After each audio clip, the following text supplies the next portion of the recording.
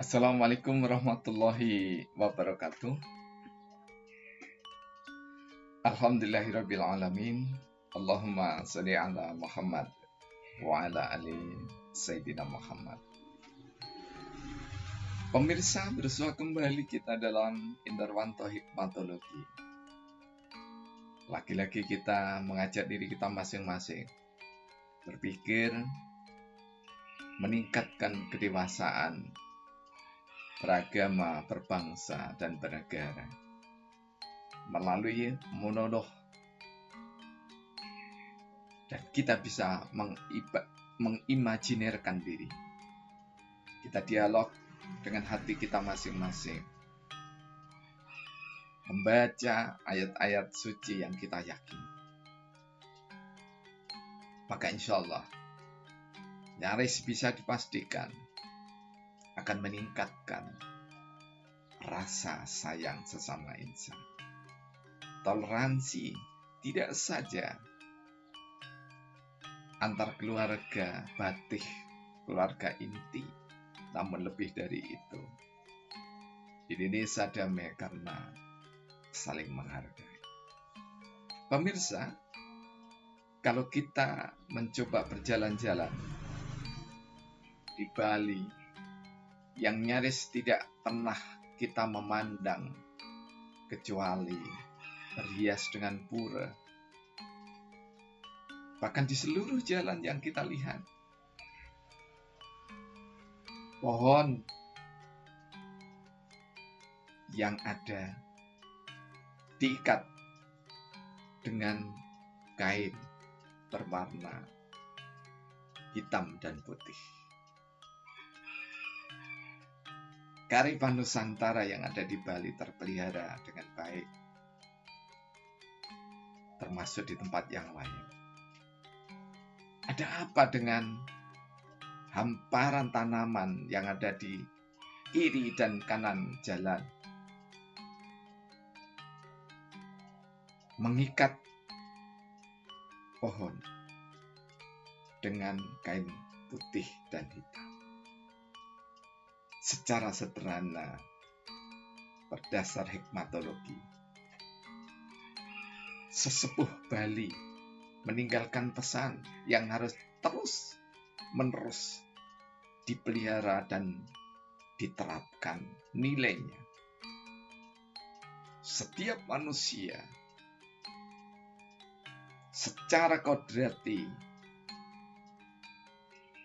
membawa sifat hitam kelam, perilaku buruk hasilnya. Namun manusia juga selalu dibekali hati yang suci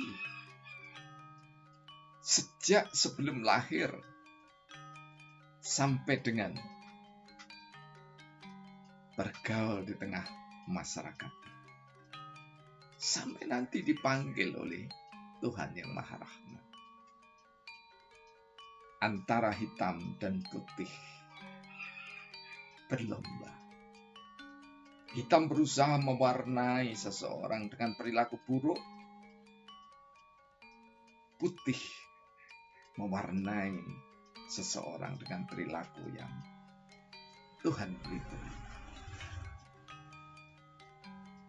Nah, kami ingin mengajak diri kita masing-masing untuk berjalan sejenak.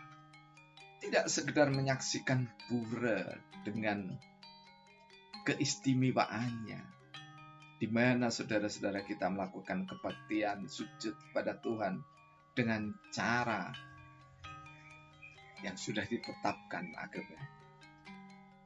Namun, ada sisi kehidupan yang begitu indah, karena di tengah masyarakat Hindu, Buddha, ada pondok pesantren La Roiba Bina Insan. Ada pesantren Hidayatullah, dan ada juga pesantren Rodotul Hufaz. Jika bangunan di kota Malang antara gereja dan masjid berhimpitan, terbiasa kita pandang harusnya juga dianggap istimewa. Seistimewa pondok pesantren yang hidup berkembang di tengah saudara-saudaranya yang beragama Hindu. Bahkan keindahan yang ada di dalamnya sungguh tak ternilai. Jika di kota Malang, di Malang Raya, dan di sebelah daerah, nyaris 100%. Pondok pesantren pasti dihantarkan oleh para kiai, oleh ustadz-ustadzah, oleh ibu nyai. Namun di Bali ada saudara-saudara kita di sekolah-sekolah yang bernafas Islami itu. Saudara kita yang Hindu mengajar dengan tekunnya. Ada perpaduan yang sungguh sangat serasi.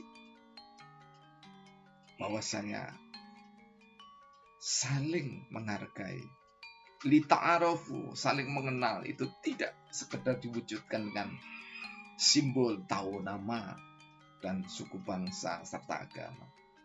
Namun saling mengenal itu saling memberi kontribusi dan tidak menyalahi.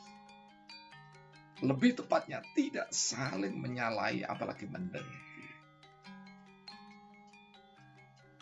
Umat Islam pun di Bali demikian toleransinya, demikian hormatnya pada tradisi budaya Bali, di mana kita bisa menyaksikan penduduk Bali dengan varian terbesar beragama Hindu. Kemudian karena sifat brahmacarinya yang demikian dalam, sifat tidak ingin bertindak tidak senonoh pada orang yang bukan istrinya,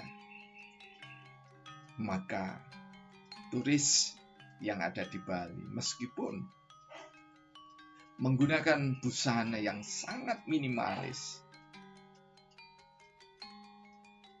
tidak mengganggu penduduk setempat yang beragama Hindu dan tidak mengganggu umat Islam di sana. Tidak mengganggu dalam makna bahwa umat Islam dan Hindu di sana tidak merasa risih dengan pandangan keseharian turis yang nyaris tanpa busana. Masing-masing orang mampu mengendalikan dirinya. Di bulan Rajab yang sebagian besar penduduk Nusantara beragama Islam membelajarkan diri dengan puasa. Hakikat puasa adalah pengendalian diri. Asya mujunah, puasa itu adalah benteng. Benteng apa? Benteng hati dari nafsu setan. Nafsu setan seperti gambaran pohon yang diikat dengan warna putih dan hitam. Hitam dan putih selalu ada pada diri kita. Tidak perlu dihilangkan, namun perlu untuk dipersandingkan dan diperlombakan, dan kita harus menjadi pemenang. Mampu mengendalikan sifat hitam yang salah satunya dipahami sebagai sifat buruk oleh saudara-saudara kita di Bali. Dan Nyaris setiap orang juga melambangkan hitam itu dengan keburukan. Meski kita juga menghargai di daerah atau negara tertentu, warna hitam adalah warna yang ningrat, warna orang-orang yang demikian beradab. Tapi lagi-lagi itu adalah simbol. Lebih dari itu, mari kita belajar ke Bali salah satunya. Ada kearifan Nusantara yang ditanam sejak dahulu kala. Dan sejak dahulu, sebelum Indonesia selalu berlomba antara kebaikan dan keburukan, marilah kita menjadi peserta yang senantiasa berusaha untuk mengendalikan diri di bumi sehingga Indonesia tidak dipenuhi dengan syahwat syaitan.